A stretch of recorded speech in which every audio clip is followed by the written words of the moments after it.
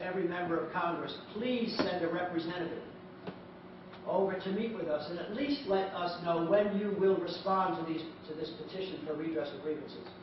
And of course, while we were at it, we prepared 3 more. So we actually served on every member of Congress 4 petitions, not just the one on the Iraq resolution, but also one on the Federal Reserve because it violates the money clauses. Another one on the USA Patriot Act because it violates the privacy clauses. And another one on the direct unapportioned tax on labor because it violates the tax clause. So 4 petitions for redress of grievances. Served on every member of Congress. When we serve these, the person in the office signs that they received it. The person who serves it signs that they served it. So it's a proof of service that they were all served. And we asked them to send a representative over to meet with us and at least let us know when they were going to respond to these petitions. So there we were on November 14th. We caravanned in from around the country. We had this big stage that we contracted for. On the stage were constitutional scholars giving speeches. And we did a live webcast. Thousands of people watching this webcast of the entire day's events. And at 2 o'clock, we asked the crowd in a very dramatic moment to part. Make room for these representatives that will be coming from across the street to let us know when they were going to respond to these petitions. Very dramatic moment. Nobody showed. It's all part of the record. A clear part of the record.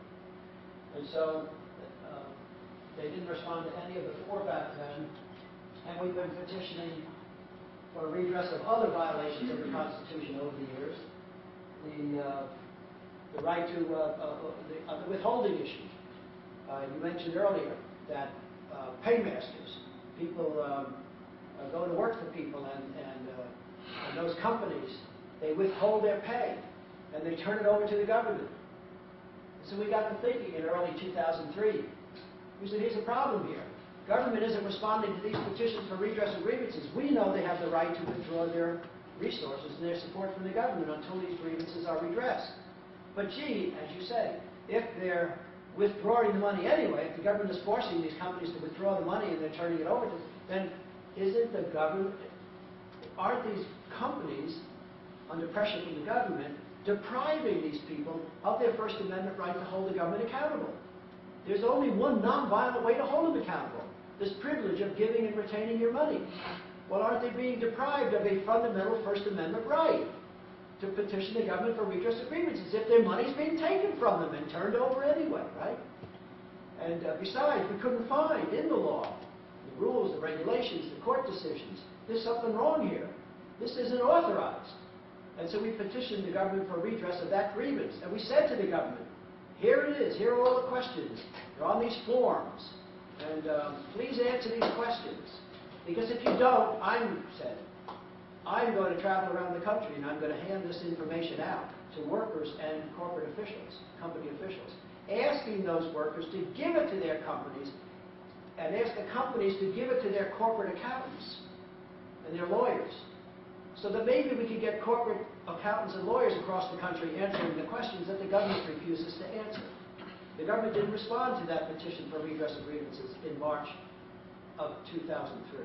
And so I went around the country, held 37 meetings, an average of 100 people in each meeting, handed out 3,500 copies of this material for free, which directed, them, encouraged them to give it to your companies, ask the companies to give it to their corporate accountants, and ask them to say, is there anything in here that's false, right?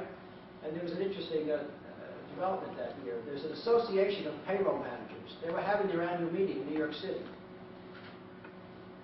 And what was happening around the country was all of these workers were, giving it to their companies, and the companies didn't know what to do with this.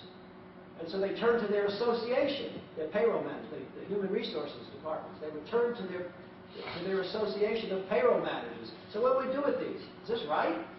And that made it to the agenda of the Association of Payroll Managers in their annual meeting in New York City. And what did they say?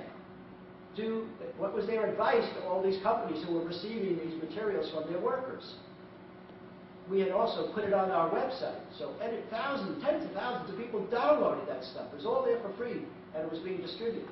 What was the advice of these people to their members? Do what the IRS says.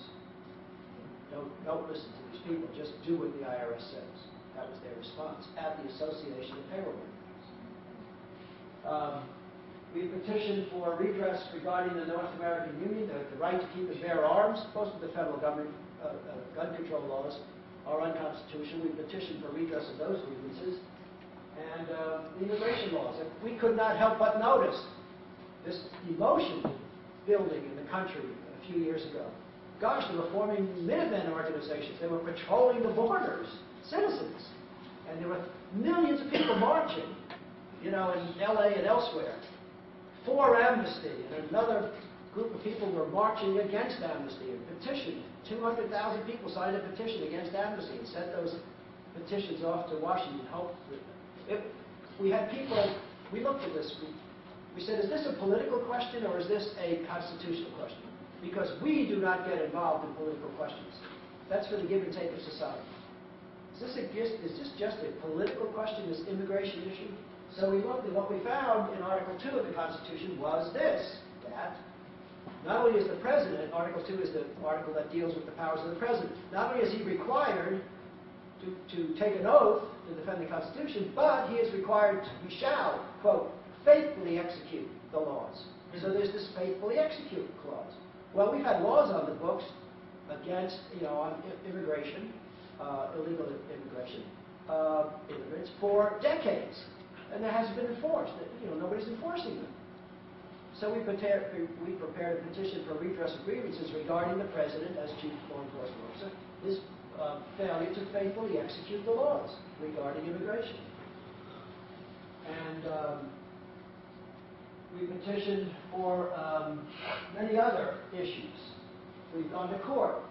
You have a fundamental right not only to vote, but to know, with the emphasis on the word know, that your votes are being accurately counted. You don't know that your votes are being accurately counted if they're counted in secret, right? I mean, how could you know that if they're counted in secret? Well, that's what happens when machines count the votes. They're counted in secret. And so we've gone to court over that grievance. And by the way, the court, that case is just now entering the discovery phase.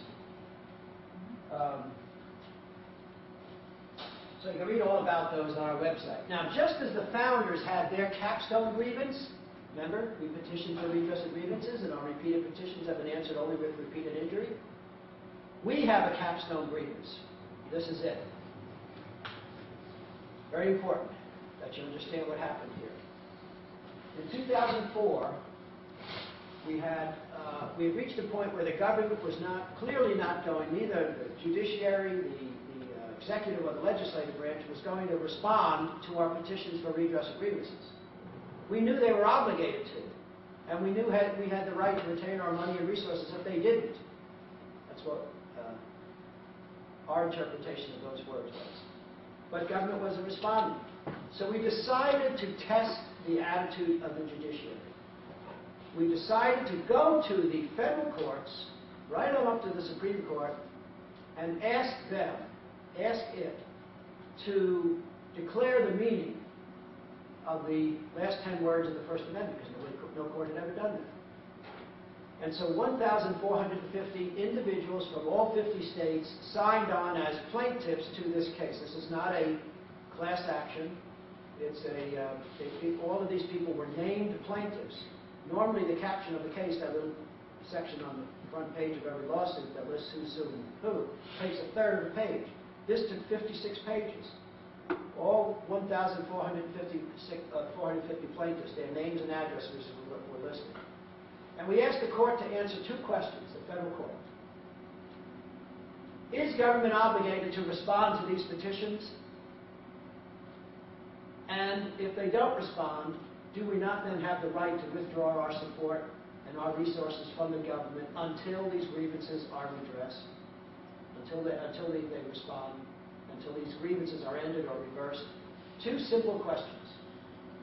What did the federal courts do? Federal courts, there's a judicial doctrine like the standing doctrine, not a bad doctrine. It's there for a good purpose, but it gets abused by the judiciary to dismiss cases that they don't want to hear. Well, there's another judicial doctrine that came into play in this case. The judicial doctrine is the doctrine, the stare decisis doctrine. It's two words, S-T-A-R-E, D-E-C-I-S-I-S. Doctrine of stare decisis. What it means is this. If say the Supreme Court lays down a principle